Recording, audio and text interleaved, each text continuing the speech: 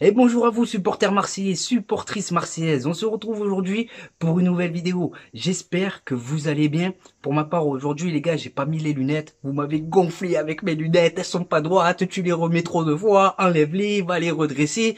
Bah écoutez, j'ai décidé de les enlever tout simplement. Aujourd'hui les gars, on va parler du mercato, on va parler d'Iliman Ndiaye, les raisons de croire en ce joueur, et on va également évoquer le mercato avec Pablo Longoria qui n'aurait pas bouclé pas la venue d'un seul latéral gauche mais deux, rien que ça. Voilà pour le sommaire, et vu que je suis assez pressé de vous en parler, ben écoutez, c'est parti.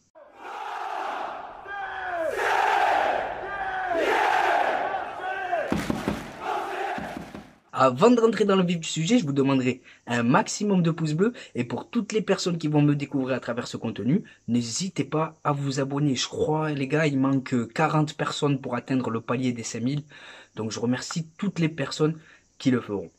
Allez, on peut enchaîner. On peut enchaîner les gars, et je voudrais revenir sur le coup de gueule que j'ai poussé hier concernant Frank McCourt. Alors Frank McCourt, les amis, j'ai rien contre lui. Hein, c'est juste que quand je fais le constat sur mon Olympique de Marseille, ces 12 dernières années, on n'a gagné aucun trophée et ça me fait mal au cœur.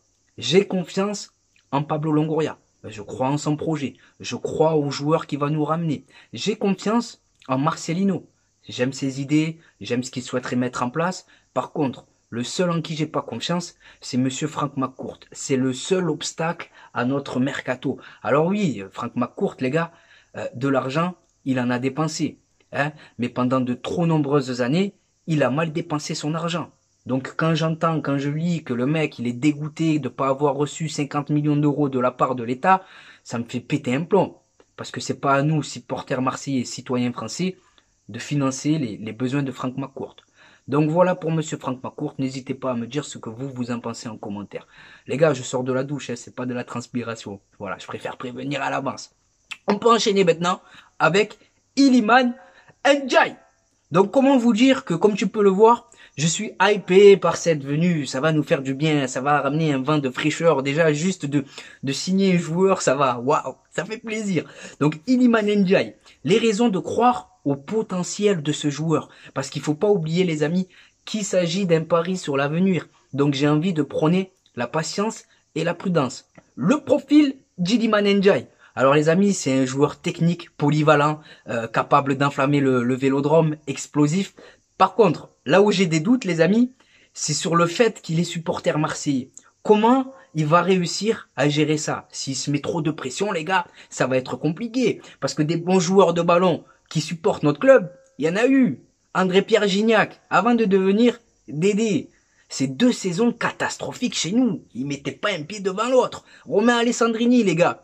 Avant d'arriver chez nous, international français qui marche sur l'eau avec le Stade Rennais, et quand il est arrivé chez nous, il a perdu tous ses moyens. Florian Thauvin, qui a fait des pieds et des mains pour quitter Lille, pour quitter Bastia, pour rejoindre Marseille. C'est des débuts compliqués.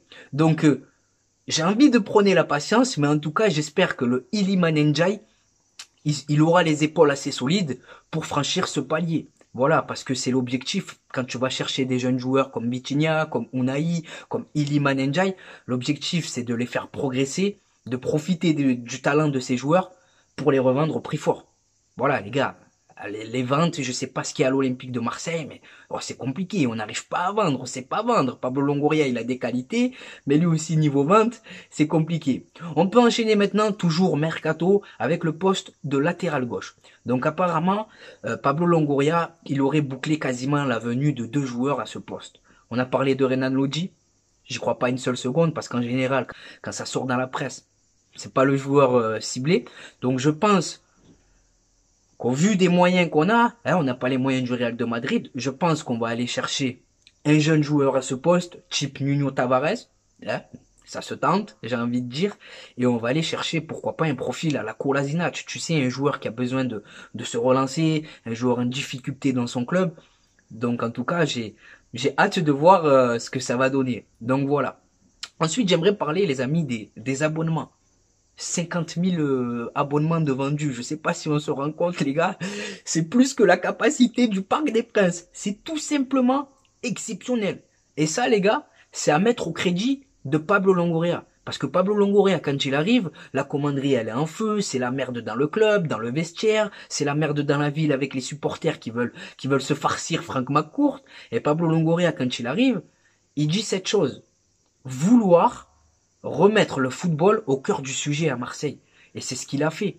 Hein. Depuis son arrivée, les gars, on est en sans cesse progrès. Faut pas oublier, comparer l'effectif quand il arrive et comparons-le maintenant.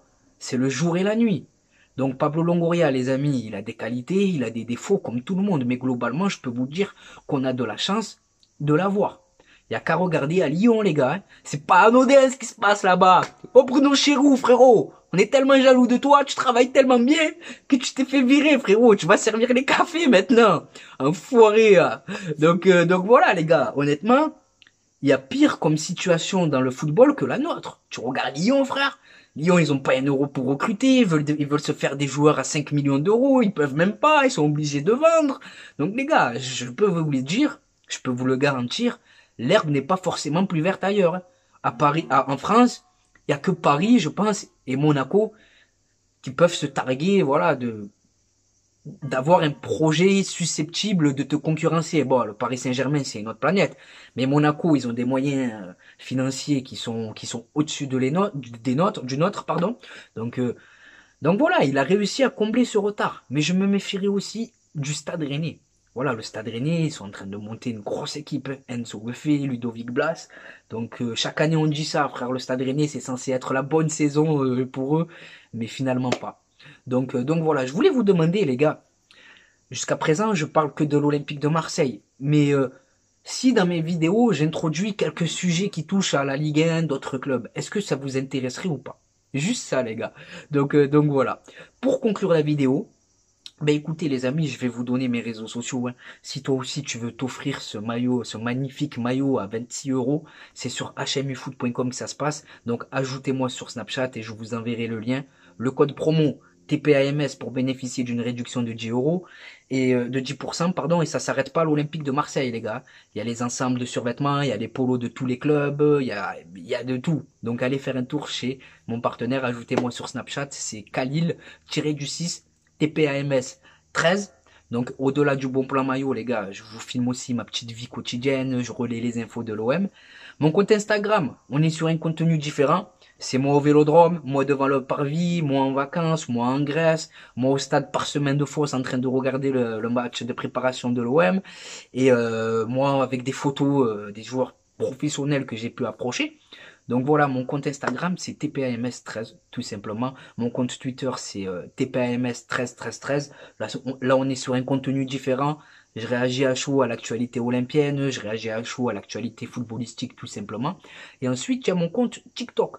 Touche pas à mon stade, tout attaché. Donc voilà, les amis, c'est pour vous, c'est cadeau.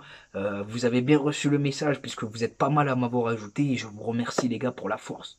Voilà, sachez que sans vous, on est Wellou. On a parlé de tous les sujets, les gars, hein, donc c'est la fin de cette vidéo. Ouais, je te remercie de l'avoir visionné jusqu'à la fin. Je te souhaite de passer une bonne journée ou une bonne soirée selon le moment où tu visionnes cette vidéo. Et n'oublie pas, l'ami, notre virus à nous, c'est le web. Allez, ciao, le sang.